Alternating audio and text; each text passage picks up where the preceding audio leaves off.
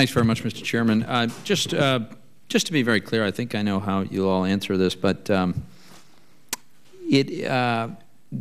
Section 5 of the FTC Act does authorize and empower the Commission to make enforcement actions against a company that violates its own stated privacy policy. Do any of you believe that you lack sufficient enforcement authority in that regard and need any kind of legislative change to that in that respect? Do you want to go first? Do you want me to? So I would say it's a terrific tool for us, but it doesn't do everything. So we have brought a number of cases, as Commissioner Olhausen mentioned, about companies that have violated their privacy commitments to consumers, probably more than 40, including ones against Facebook and Google. Having said that, you know, there are a lot of gaps. So, for example, in the law. So, for example, we did a report on kids' privacy applications, apps that go to kids through either the Android Google system or through the Apple Store. So these apps are great for kids, but only about a quarter of them had privacy policies. We can't mandate a privacy policy, but I think everyone understands that privacy policies would be a useful thing to have. Now, we've gone back and we've talked to Apple and Google, and they want to work with us to ensure that there are privacy policies so parents know what they're giving to their children when they're putting kids apps on their iPhones or their smartphones.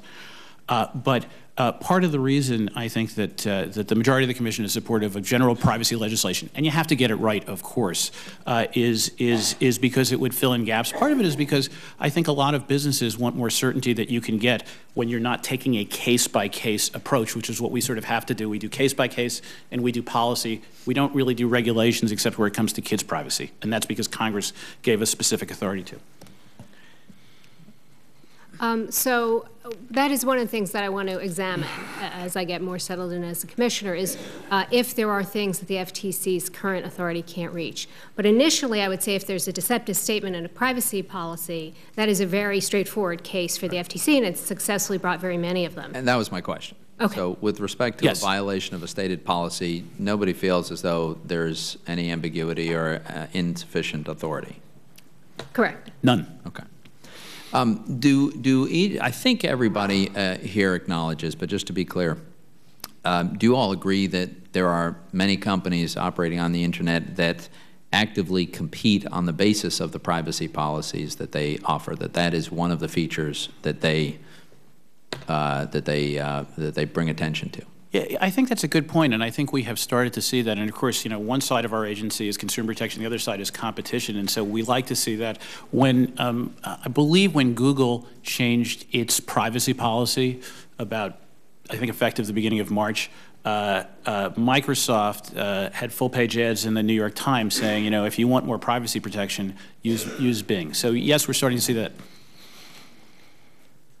I believe that companies are starting to compete on those issues and starting to do that. But of course, that has to be based on consumer interest. That's an attribute that consumers care about, so it's a little circular. Well, but that's the nature of the beast, it seems to me. If there is a feature that is important to consumers, business pursuing their own self-interest will, in fact, try to attract consumers by providing that feature, and they will compete on that basis.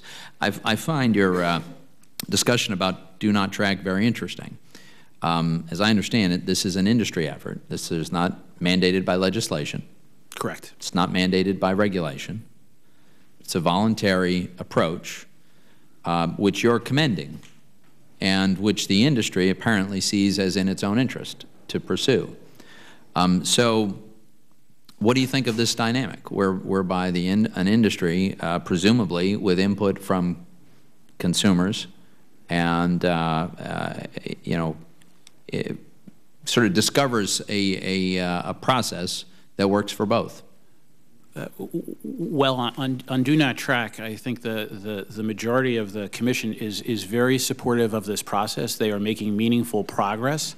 Now, I think part of that is because companies want to do the right thing. Part of it may be that the Chairman's legislation is out there, and I think a lot of people, and probably has a fair amount of support.